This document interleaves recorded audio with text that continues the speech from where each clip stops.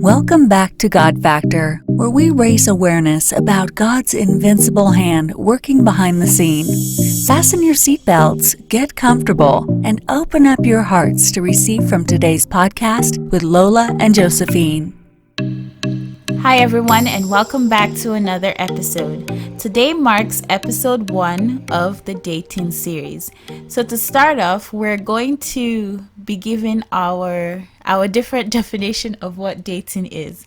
So I'm going to let my mom go first and ask her, what is dating? Dating is when you set a date to meet with someone for a particular purpose. So that's my own definition of dating. Or what exactly are you talking about here? I'm talking about what is dating in our contemporary world, because we all know that it's very different now. So you gave me the literal meaning, but I want to know what is it in our contemporary world? Okay, when I was a youth, I didn't date. So I may not be able to give you the actual meaning of dating as you want it. So why don't we just start with you? Tell me, in your contemporary world, in quote, Okay. what is dating in your world? So when someone says, I want to go on a date with you, to me, it means that you want to go out with someone, be it for lunch or something, to get to know the person. And obviously you wouldn't be going on a date with that person because they're your friend. It's on a whole other level. You're interested in this person and you would like to see this person. Let me use the words boyfriend and girlfriend, because that's what you hear nowadays. So when two people are dating, it means that they are boyfriend and girlfriends and they are trying to get to know each other Okay, go ahead. in a romantic way. In a romantic way. And I was actually waiting for that word to come out of your mouth, because you see, the dating itself is not the problem. It's the content of the dating that really matters. Okay. If you put it, getting to know somebody in a romantic way, then for me, that's a red flag there. If you say that getting to know somebody on a deeper level, a step higher than friendship, you're intentional about it, there's something at the back of your mind that you're really looking for, and you're going all the way to find out whether that person is suitable for those parameters that you've set in your heart. Hey, I'm all for dating. But if dating is all about getting to know somebody romantically, then I think it's completely different in our kingdom as children of the living God. Okay, so maybe I used the word romantically wrong, but when I say romantically, I mean when I say romantically, I mean that you're not going on a date with this person because they're your friend, but you are attracted to this person and you're just interested in this person on a much deeper level, like you said. So Okay. that's what I mean when I say it in a romantic way. Okay. Yeah. So I'm very curious. Okay. Have you dated before? No. You've never dated? No, I did not date your dad at all. Not even anybody before my dad? Of course, I've had boyfriends in the past. Oh, you have? Yes, What? I've had boyfriends. You never told me this. Oh no, that was that was then. Wait, when was this? I've had boyfriends before I met your dad, right? Okay. In those days, we hardly hear the word dating. It's just, could you please be my boyfriend? Could you be my girlfriend? But that's what people mean when they say they want to date. They want You to will be date. boyfriend and girlfriend. Okay. Yeah. So you want to try it out to see whether it's going to work or not, kind of thing. Sometimes. Right? Yeah. Okay. I mean, the key question we should be asking here is, how do we do it as children of God? Yeah. Because I have a lot of red flag about the worldly dating. When you talk about the dating in the world, it's more about trial and error. right? And I always say that for me as a lady, I'm not meant to be tried, I'm meant to be treasured. Yeah. Because if it comes to trying, I want to try you out to see whether you're going to be the right person or whether you're not going to be the right person. Already, you're setting me up for failure. But if you have done your own work very well and you see some qualities in me that you kind of feel like, yeah, this could be somebody that I want to spend the rest of my life with, and we have a purpose at the back of our mind while we are dating, then you're starting it on a very solid foundation. I would love to go out with somebody like that, other than, hey, I don't know you at all, and could we just try and see whether this is going to work or not? Am I making sense at all? Yeah, you're making sense. I just feel like for people that I've talked to, and this is what they've told me, it feels like a lot of pressure to have that at the back of your mind when you are going into a relationship. Why can't two people just go into a relationship just to, I guess just casually get to know each other and not have that, will I marry this person in the future? Will I be able to, can I see this person in my future at that moment in time? Can't they just be together As friends? as friends, but then still you're still interested in If okay. Now I think we're fighting generational differences here. yes. Why are they going together?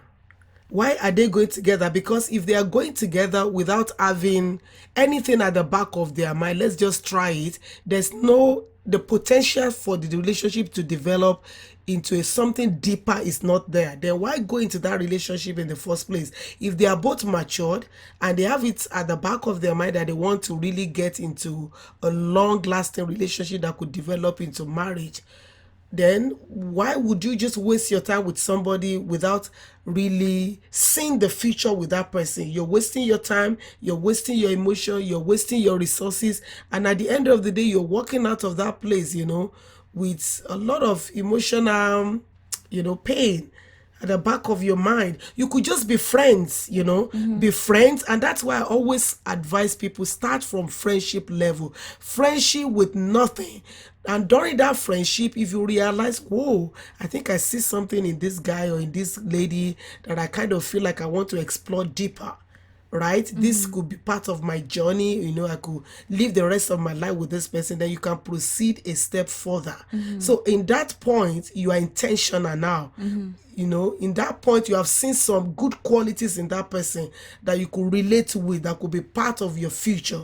So you're going into that, because if you're going into something and the purpose is not known, abuse is inevitable. And that's what we see today. People just go into relationship with somebody that you know that this person is not really going in the direction that you're going. And you go into that relationship, then abuse begin to happen. The person is wasting your time. The person is toiling with your emotion, is toiling with your body.